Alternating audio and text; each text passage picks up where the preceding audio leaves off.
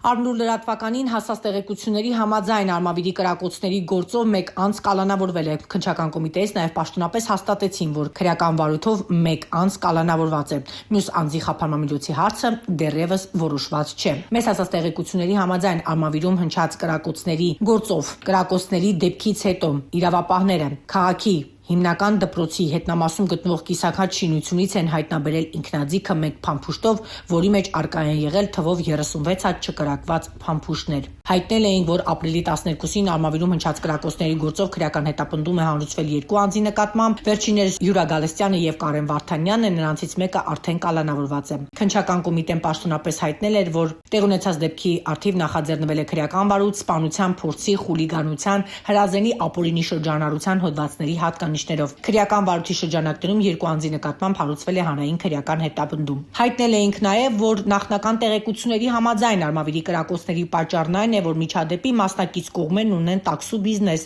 ու մեքենան կայանելու տեղի հարցի շուրջ միշտ տարաձայնություններ են ունեցել ու որոշել են հանդիպել։ Արդյունքում հնչել են կրակոցները։ Արմավիրի մարզի բնակիչների խոսքով վիճաբանած կողմերից մեկը Էջմիածնում Մխիթար Գազազյանն է, ով առավել հայտնի է Բուսիմոխո անվամբ, եւ Էջմիածնում հայտնի Բադալը։ Ըստ արմավիցիների այս երկու կլանի միջև միշտ ներքին կոնֆլիկտներ են եղել ու ինչ-ինչ հանգամանքներում բանը իրավապահներին չի հասել։ Անգամ կողմերից մեկի թիմակիցներից մեկը վերջին շրջանում միջադեպի արդյունքում կալանավորվել է։ Հավելենք նաև, որ դեպքի մասին առաջինը դեպքի վայրից հայտնել էր ֆոտոլրագրող Գագիկ Շամշյանը։ Հետևենք իրադարձությունների զարգացմանը, տեսնենք, թե մյուս անձի նկատմամբ ինչ խափանամիջոց կընտրի դատարանը։